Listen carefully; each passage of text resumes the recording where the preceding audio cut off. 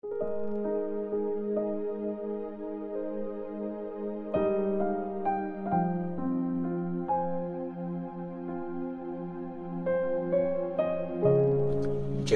chapter 48. Ang judgment sa Moab. Ganito ang sabi ni Lord na makapangyarihan sa lahat, ang Diyos ng Israel tungkol sa Moab. Nakakaawa ang Nebo dahil tuluyang nawasak ang bayan nila. Nasakop ang Kiriathaim, nawasak na ang pader niya at nalagay sa kahihiyan ang mga mamamayan nito. Katanyagan ng Moab, tuluyan nang nawala. Sa Heshbon, nagplano para Moab ay masira. Sinabi pa nila, tara, wasakin natin ang Moab hanggang sa di na ito matawag na isang bansa. Patatahimikin din kayong mga taga-Madmen at hahabulin ng espada. Pakinggan nyo ang mga iyakan sa Horonaim. Karahasan at pagkawasak ang dumating sa kanila. Wasak na ang Moab, maririnig doon ang iyakan ng mga bata. Sa pag-akyat sa Luhith, malakas silang nag-iiyakan, at pagbaba sa Horonaim, maririnig ang pagsigaw dahil sa kahirapan. Dali, iligtas niyo ang mga sarili niyo. Tumakas na kayo, gaya ng isang mailap na donkey sa desert. Mga taga-Moab, dahil nagtiwala kayo sa lakas at inyong kayamanan, matatalo kayo ngayon. Dadalhing bihag ang Diyos niyong si Chemosh, kasama ang mga priest at mga officials nito. Papasukin ng tagawasak ang bawat city at walang makakaligtas. Mawawasak ang valley at guguho ang kapatagan. Akong si Lord ang nagsabi nito. Lagyan nyo ng puntod ang Moab kasi sure na ang pagbaksak nito. Mawawasak ng tuluyan ang mga cities niya at wala nang maninirahan doon. Sumpain ang taong pabaya sa pagtupad sa mga pinapagawa ni Lord. Sumpain ang taong ayaw gumamit ng espada para pumatay.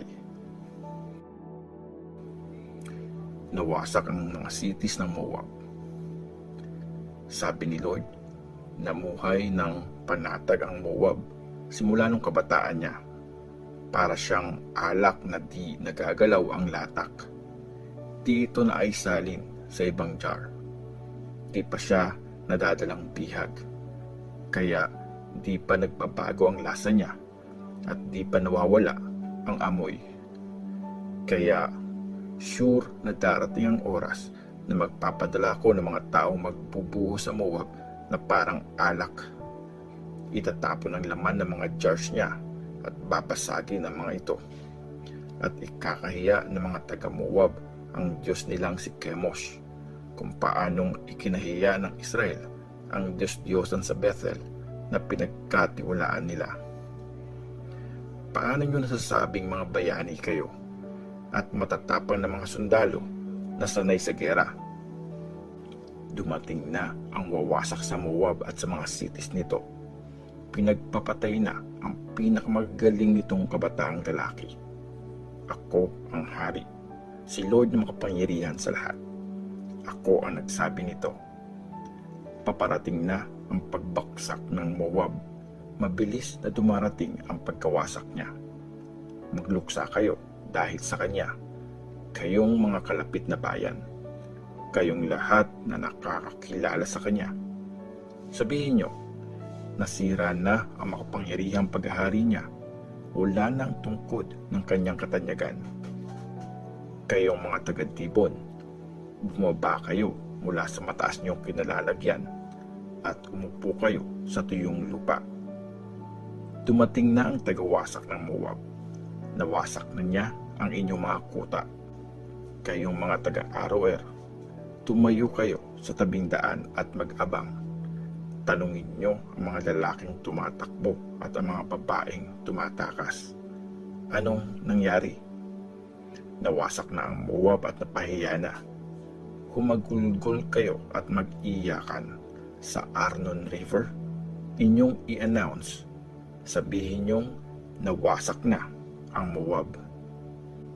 Dumating na ang judgment sa mga cities sa matataas na kapatagan.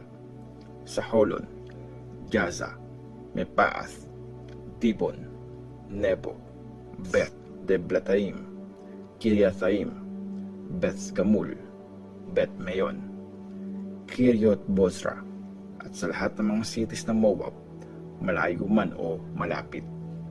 Bagsak na ang power ng Moab at mahina na siya ngayon. Akong si Lord ang nagsabi nito. Mapapahiya ang Moab. Sinabi ni Lord, lasingin ang Moab dahil nagrebelde siya sa akin. Hayaan siyang gumulong sa sarili niyang suka at pagtatawanan siya ng mga tao. Moab, di ba pinagtawanan mo ang Israel? Trinato mo siyang para magnanakaw at napapailing ka pa tuwing babanggitin ang pangalan niya. Kayong mga taga-Moab, iwan nyo na ang bayan nyo. Doon na kayo manirahan sa batuhan. Gumaya kayo sa mga kalapati na gumagawa ng pugat sa gilid ng bangin. Nabalitaan na namin ang kayabangan ng Moab. Sobrang mayabang, arogante, mapagmataas at mapagmalaki. Akong si Lord ang nakakaalam ng kayabangan nila. Di totoo ang mga pinagmamalaki nila at nonsense ang mga ginagawa nila. Kaya sobra kong iiyakan ang mga taga-Moab. Magluluksa ako para sa mga taga-Kirheres. Iiyak ako para sa mga taga-Sibma. Higit pa sa pag-iyak ko para sa mga taga-Jazer. O city ng Sibma, para kang puno ng ubas na lumalampas sa dagat ang mga sanga at abot hanggang Jazer. Pero nasira na ang mga prutas mo sa panahon ng summer, pati na ang iyong mga ubas. Inalis na ang saya at tuwa mula sa mapungang lupain ng Moab. Pinatigil ko na ang pag-agos ng alak mula sa paggawaan ng alak.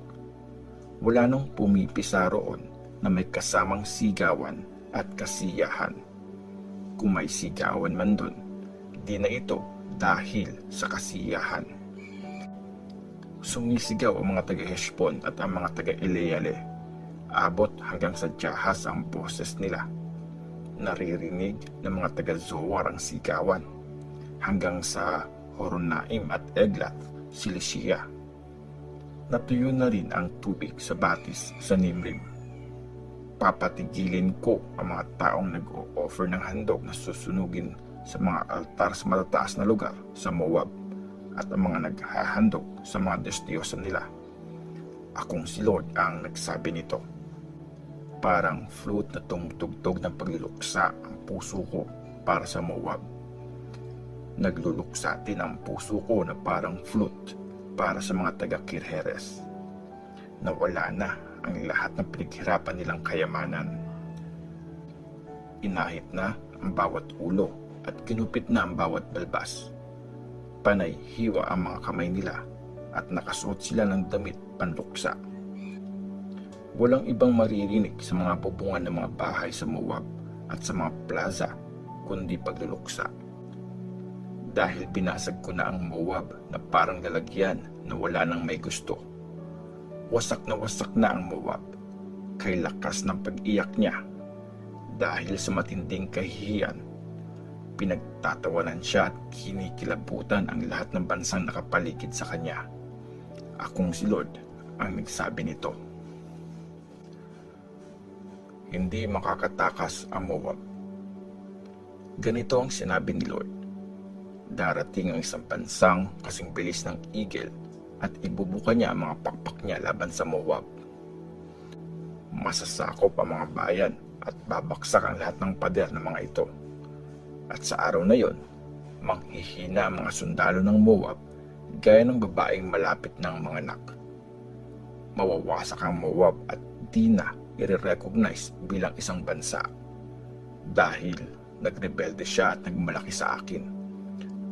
Takot, hukay at trap ang naghihintay sa inyong mga taga-Moab. Akong si Lord ang nagsasabi nito. Mahuhulog sa hukay ang lahat ng makakaligtas sa takot. Mahuhulog naman sa trap ang lahat ng aahon mula sa hukay. Mangyayari ang lahat ng ito sa Moab kasi dumating na ang oras na paparusahan siya. Ang mga taong pagod na sa pagtakas ay maghahanap na mapagtataguan sa Heshbon, ang city na minsang pinagharian ni Sihon. Pero nasusunog na ang lugar na ito. Tutupukin ng apoy ang Moab, pati na ang tuktok ng bundok ng mga taong mahihilig sa gera. Nakakaawa ang nangyari sa mga taga-Moab. Nawasak na ang bayan ng Diyos-Diyosang si Chemosh at tinalang bihag na ang mga anak nila. Pero pagdating ng araw, ibabalik ko ang kayamanan ng Moab. Ito ang judgment sa Moab. Akong si Lord ang nagsasabi nito.